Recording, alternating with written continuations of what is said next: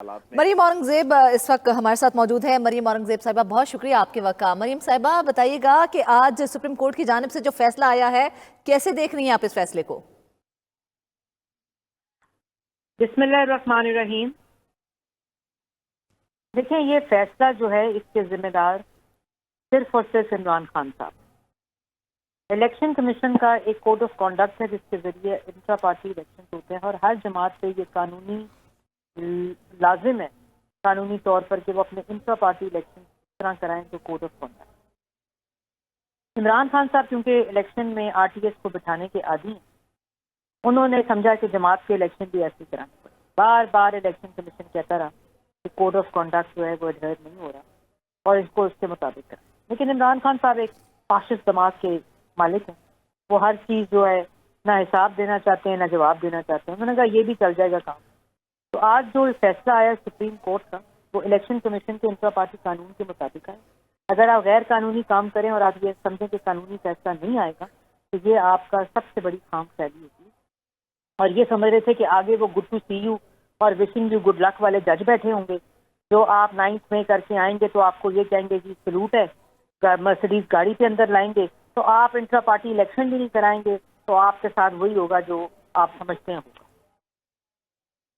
अच्छा मरियम साहबा, क्या आप समझते हैं कि तहरीक इंसाफ इतनी तवाना जमात है कि अगर उन्हें आज निशान नहीं मिला तो इससे आपकी पार्टी को भी इलेक्शन में फायदा हो सकता है? नहीं, हमारा इससे फायदा नुकसान नहीं है। पाकिस्तान मुस्लिम लीग नून इस वक्त अल्हम्दुलिल्लाह पाकिस्तान की आवाम चाहती है कि उनको वोट देकर वापस लाया जाए, क्योंकि जो 4-4.5 साल इस मुल्क की मईशत को तबाह करके, रोजगार को तबाह करके, मुल्क को महंगा करके जो इमरान खान साहब गए हैं, तो हमें इन चीज़ों से फर्क नहीं पड़ता। हमारे लिए उनके अमाल और उनकी जो कारकर्दगी है वो काफ़ी है इलेक्शन जीतने के लिए। इसलिए हमें ना कोई फर्क पड़ता है और ये हमारा मामला ही नहीं है। ये पाकिस्तान मुस्लिम लीग नून का मामला नहीं है, ये इमरान खान साहब का मामला है। ये उनके अमाल है जिनका कॉन्सिक्वेंस और जिनका खमियाजा आज उनकी जमात भुगत रही है।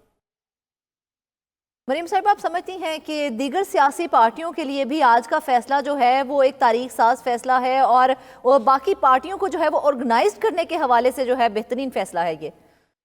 देखिए, एक जवाबित है, इलेक्शन कमीशन है, उसका एक कानून है, कोड ऑफ कॉन्डक्ट है। आपको याद होगा कि आज से 4-5 महीने पहले मुस्लिम लीग नून ने इस्लामाबाद में अपने इंट्रा पार्टी इलेक्शन कराए थे और वो लाइव ट्रांसमिशन तमाम चैनल्स में दिखाई थी, पूरा इलेक्शन का जो प्रोसेस था। तो इस तरह इनको चाहिए। आज जब चीफ जस्टिस साहब ये सवाल कर रहे थे कि भाई आपको गाँव में जाके इलेक्शन कराने की क्या जरूरत थी, और उन्होंने सर्टिफिकेट तक जमा नहीं कराया इलेक्शन कमीशन के अंदर। तो अच्छा मरियम साहब, अब इसी में एक नुक्ता है कि अगर कोई तहरीक इंसाफ का साबिका आज़ाद उम्मीदवार अगर इंतखाब के बाद मुस्लिम लीग नून से रुजू करता है तो क्या रद्द-ए-अमल होगा इस पर? क्या कह रहे हैं? सॉरी, मुझे आवाज नहीं आई। जी, अगर कोई तहरीक इंसाफ का उम्मीदवार जो इंतखाब जीत जाता है या इंतखाब में हिस्सा लेता है, वो आज़ाद हैसियत में वो पार्टिसिपेट कर रहा है, वो मुस्लिम लीग नून से अगर रुजू करता है तो किस तरह से आप उसे वेलकम करेंगे या रिजेक्ट करेंगे? देखें, ये तो इलेक्शन के बाद फैसला होगा, लेकिन जितने पाकिस्तान तहरीक इंसाफ के लोग थे ना, उनको एहसास हो गया इस बात का कि किस किस्म का शख्स था ये Imran Khan. Vote of no confidence में जब इनकी जमात के अपने लोगों ने वोट ऑफ नो कॉन्फिडेंस लाए और इनको छोड़ा था, उस वक्त तो देखें ना आप, कारकर्दगी 4.5-5 साल जो इमरान खान साहब ने इस मुल्क के साथ किया, अवाम के साथ किया, मुल्क की मैशत के साथ किया, दहशत गर्दी वापस आ रही, फॉरेन पॉलिसी के साथ किया, उसी वजह से छोड़ के आए थे ना। तो ये आहिस्ता आहिस्ता सब लोगों को एहसास हो रहा है कि ये गलत फैसला था उनका। एक शख्स जिस शख्स को पता ही नहीं है किसी बात का, ना लायक है ना अहल है, एरोगेंट है। फिर 9 मई के बाद जो रियासत के ऊपर चढ़ दौड़े, आपको कैपिटल हिल का पता है ना कि वहाँ जो लोग मुलव्वस थे उनको इलेक्शन लड़ने की इजाजत नहीं दी गई, वो भी प्रेसिडेंट अमेरिका था। वहाँ तो नहीं ये बात हुई, वही वहाँ तो ये बात नहीं हुई ना कि कोई बात नहीं, ये तो पॉलिटिकल विक्टिमाइजेशन हो रही है जमात के साथ। भाई, आप जो काम करेंगे उसका खमियाजा भुगतेंगे, कानून उसका कॉन्सिक्वेंस होएगा। ट्रंप को इजाजत नहीं दी गई कैपिटल हिल के अंदर मुलव्वस होने पे, इलेक्शन लड़ने पे, तो यहाँ कोई अबव लॉ नहीं होता। हर किसी को कानून के मुताबिक जवाब देना। बिल्कुल, हर एक को जो है कानून के मुताबिक जवाब देना पड़ता है। मरीम साहिबा, आज जो है पीटीआई रहनुमा अली जफर की जानिब से कहा गया कि हम इस फैसले की जो है वो तवक्को कर रहे थे, हमें था उम्मीद थी कि इस किस्म का फैसला आएगा, लेकिन हमने ऑलरेडी जो है वो प्लान्स तैयार कर रखे हैं, हमारी तैयारी पूरी है। आज़ाद उम्मीदवार की हैसियत से जब वो इंतखाबात में अपीयर होंगे, आप समझती हैं कि किसी पार्टी के लिए इस तरह से अपने उम्मीदवार इंतखाबात में हिस्सा लेना, आप उस पार्टी को कहाँ देखती हैं, कहाँ स्टैंड करती है ऐसी पार्टियाँ?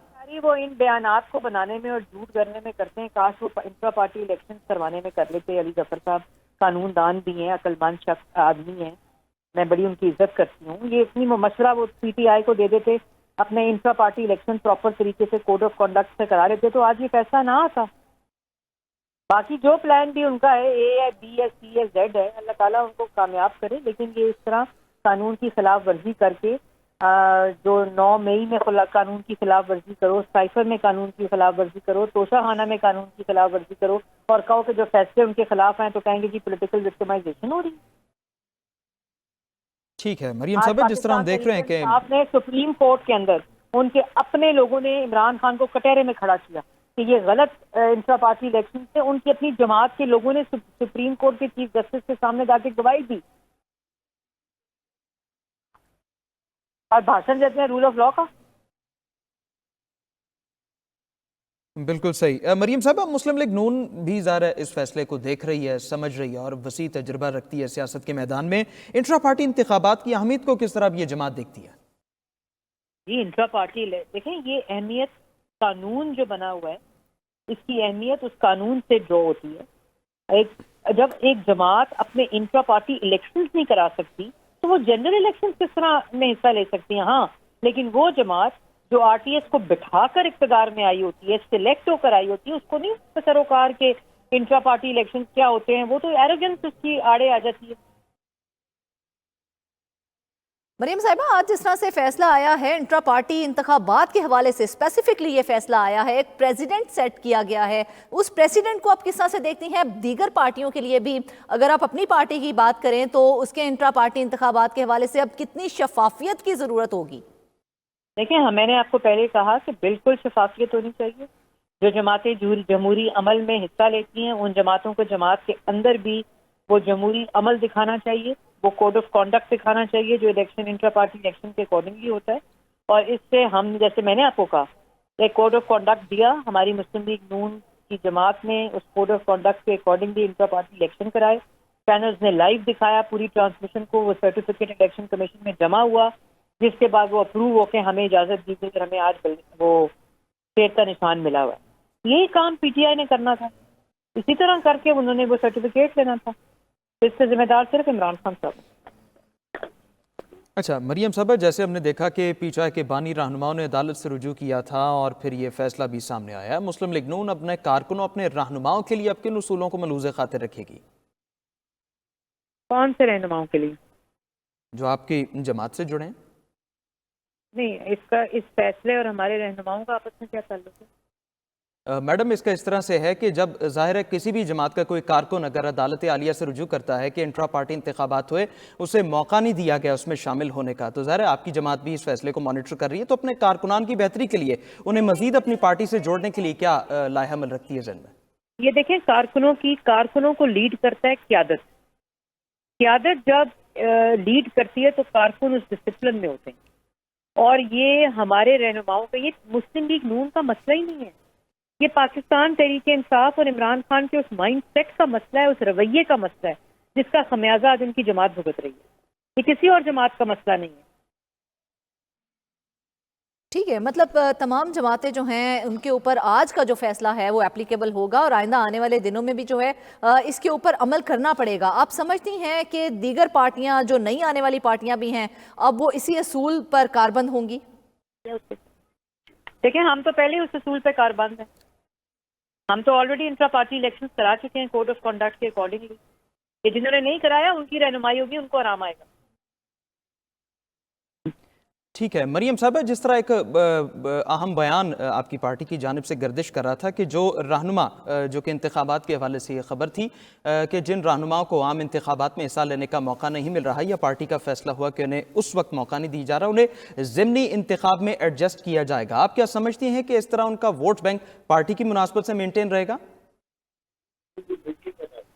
देखें, ये पार्टियों के फैसले होते हैं कि जो जनरल इलेक्शन लड़ते हैं, फिर जो सीट खाली होती हैं उसमें बाई इलेक्शन लड़े जाते हैं, फिर वो अपने कैंडिडेट्स को फीड करती है। ये पार्टी का डिसीजन होता है और उस पार्टी के डिसीजन के अकॉर्डिंगली काम होगा।